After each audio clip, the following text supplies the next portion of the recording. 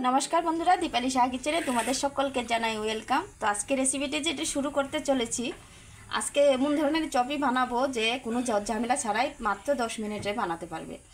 আর সেরকম কিছু লাগে না, ঘরে থাকা উপকরণ দিয়ে হয়ে যায়। তার মধ্যে আরেকটা কথা স্পেশালিস্ট তোমাদেরকে না বললে না হয়, না আটা ময়দা, না কোনো বেসন, না কোনো সুজি, তারপরে আমি চপ বানিয়ে নেব।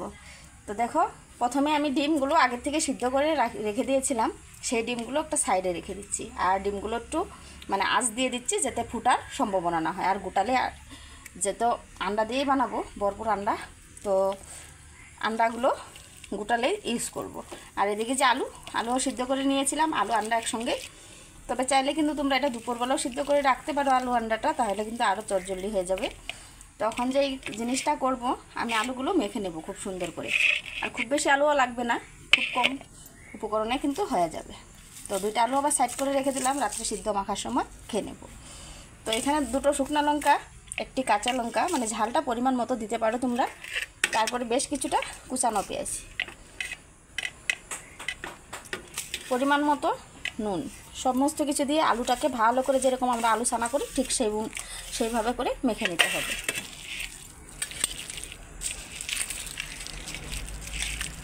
হওয়ার কারণটা হচ্ছে গিয়ে এটা যে আলু ছানাটা যে মাখা হবে সেটা একটু টেস্ট হতে হবে, তাহলে কিন্তু এই চপটা খেতে ভালো লাগবে বেশি। কিছু চটকে ভালো করে মেখে নিচ্ছি। আর শুকনো লঙ্কাগুলো দিয়েছি যাতে মুখে কোনো রকম মানে না লাগে।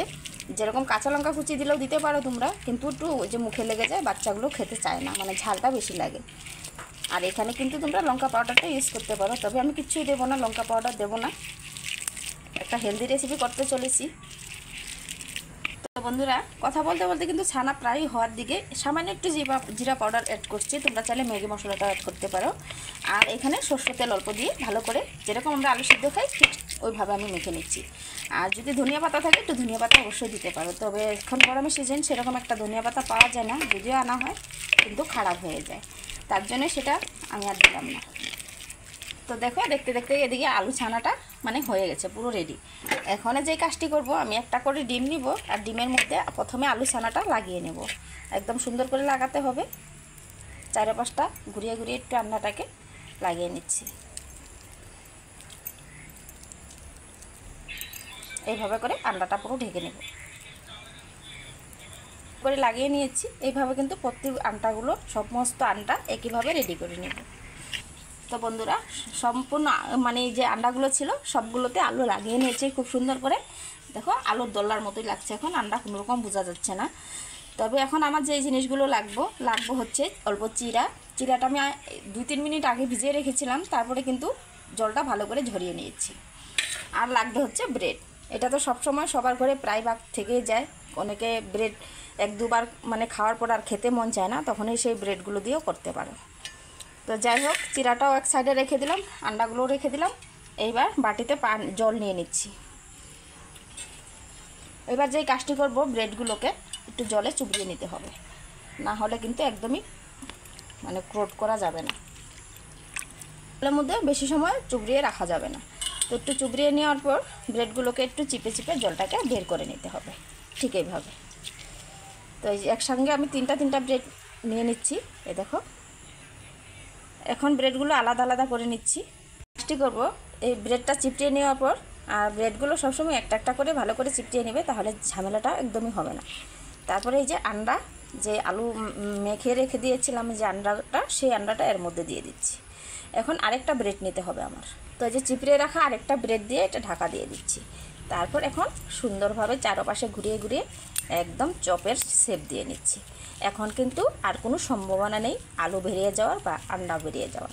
তো দেখো, সুন্দরভাবে কিন্তু কোট হয়ে গেছে, কারণ এটা একটু জলে চুবিয়ে নিয়েছি, তাই আমার একদম ইজিলি হয়ে গেছে। তো এইভাবে চপ একবার হলেও বাসায় প্লিজ ট্রাই করে দেখবে, ভীষণ খেতে ভালো লাগে। আর কোনো ঝামেলা মানে কোনো মিশ্রণ বানানোর ঝামেলা ছাড়াই কিন্তু এই চপগুলো তৈরি করা যায়।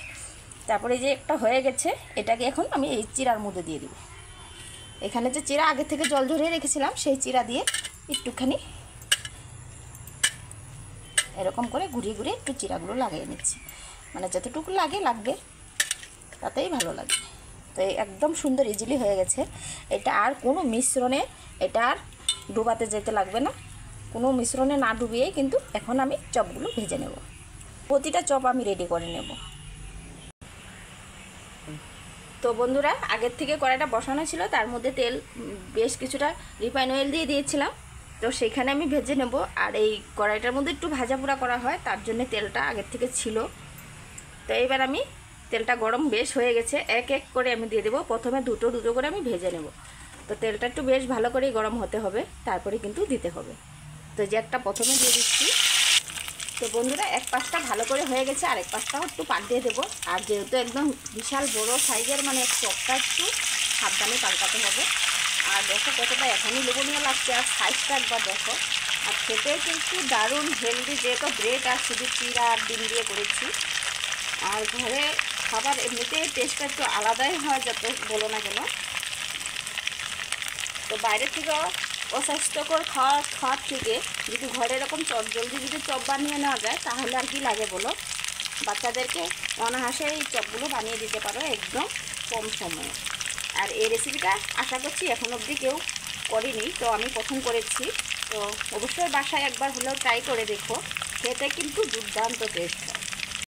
না খেলে কখনো বুঝবে না। তো অবশ্যই অনুরোধ রইল, একবার হলেও ট্রাই করে দেখো।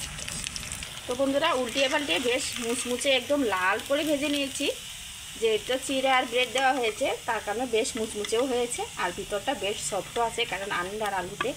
তো এখন নামিয়ে নিই, আরও বাকি যে দুটো রেখেছিলাম সেই দুটোও ভেজে নেব। তো বন্ধুরা, সমস্ত চপগুলো বানানো হয়ে গেছে। তাছাড়া আমি এদিকে টমেটো যে সেইটা দিয়েও একটা চাটনি বানিয়ে দিয়েছি, মানে সসের কাজটা আমি টমেটো দিয়ে করেছি। তো বাইরে থেকে কিচ্ছু কিনতে হয়নি।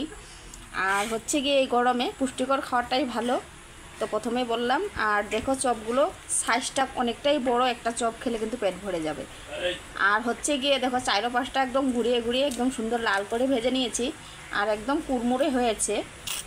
দেখো উপরটা কতটা মুচমুচে আর কুড়মুড়ে হয়েছে, আর ভিতরটা কতটা সফট, সেটাও একটু তোমাদেরকে ভেঙে দেখাবো। তো চলো দেরি না করে ভিতরটা কত সুন্দর হয়েছে সেইটাই দেখো এবার। তো এই দেখো ভিতরে ভরপুর আন্ডা তো আছেই, আর ভিতরটা অনেকটাই সফট, আর বাইরের দিকটা অনেকটাই ক্রিস্পি। তো কার কার পছন্দ, চটপট চলে আসো আমাদের ঘরে এই চপ খাওয়ার জন্য। তো আজকের রেসিপিটা এখানে শেষ করব। আশা করছি আজকের রেসিপিটা তোমাদের ভালো লেগেছে। যদি ভালো লেগে থাকে লাইক কমেন্ট শেয়ার করবে। ইউটিউব থেকে দেখে থাকলে চ্যানেলটাকে অবশ্যই সাবস্ক্রাইব করে দেবে। আর যারা আজকে নতুন যুক্ত হয়েছে আমার চ্যানেলে, ওদেরকেও রিকোয়েস্ট করছি অবশ্যই সাবস্ক্রাইবটা করে দিও, নিত্য নতুন এরকম সুন্দর সুন্দর রেসিপিগুলো সবার আগে পাওয়ার জন্যে। তো আজকে বিদায় নিছি রেসিপির থেকে। ততক্ষণের জন্য টাটা, বাবাই। সবাই ভালো থেকো, সুস্থ থেকো, টাটা।